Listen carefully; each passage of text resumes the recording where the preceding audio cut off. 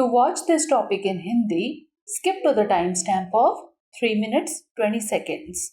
Welcome to Legal Update program. The topic of discussion is child of a non-Indian parent. First of all, let's see why is it in the news.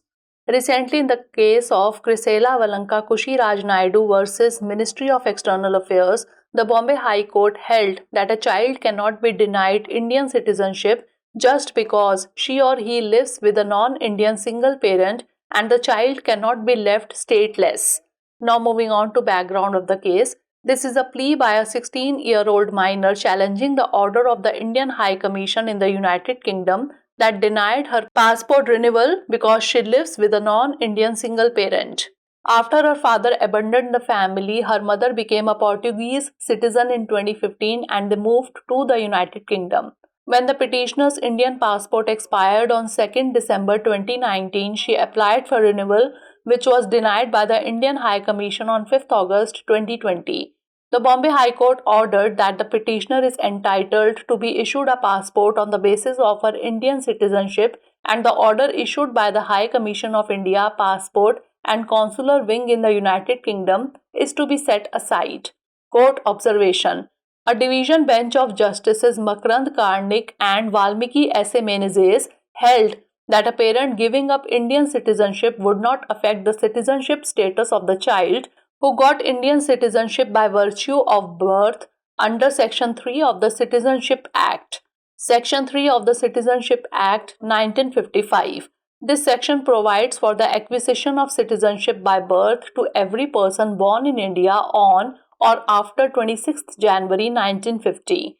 This section states that a person born in India between 26th January 1950 and 1st July 1987 is automatically an Indian citizen regardless of their parents' nationality.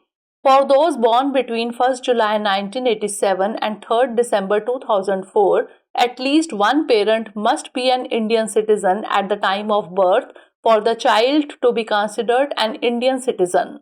For individuals born on or after 3rd December 2004, citizenship is granted if both parents are Indian citizens or if one parent is an Indian citizen and the other is not an illegal migrant. Case law, State of Arunachal Pradesh versus Khudiram Chakma, 1994. In this case, the Supreme Court provided clarity on the interpretation of Section 3 of the Citizenship Act and ensured protection for individuals facing deportation despite being born in India. Now is the time for practice question. Which section provides for the acquisition of citizenship by birth on every person born in India on or after 26th January 1950 under the Citizenship Act 1955? Section 2, Section 3, Section 4 or Section 5? Send the answer of this question in the comment section. Thanks for watching. Legal update programme में आपका स्वागत है। आज का हमारा चर्चा का विषय है गैर भारतीय माता पिता की संतान। सबसे पहले जान लेते हैं कि यह चर्चा में क्यों है।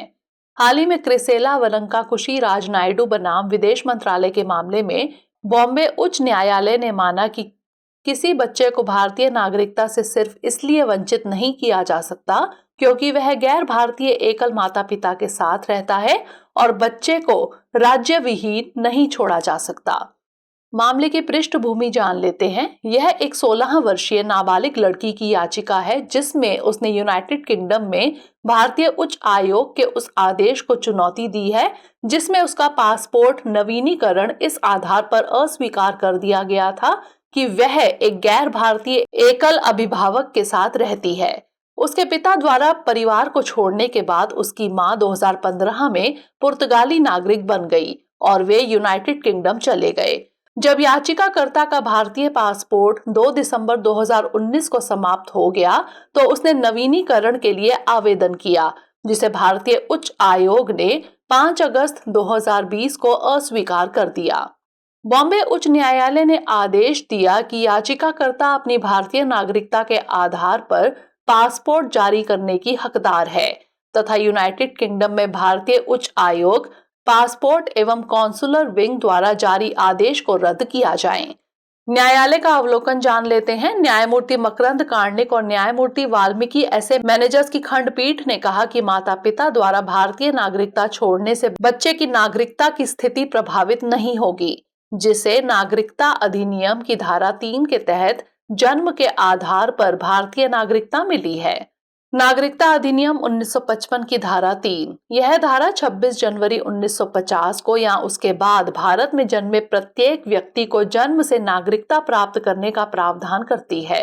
इस धारा में कहा गया है कि 26 जनवरी 1950 और 1 जुलाई 1987 के बीच भारत में जन्म लेने वाला व्यक्ति अपने माता पिता की राष्ट्रीयता की ध्यान किए बिना स्वतः ही भारतीय नागरिक है।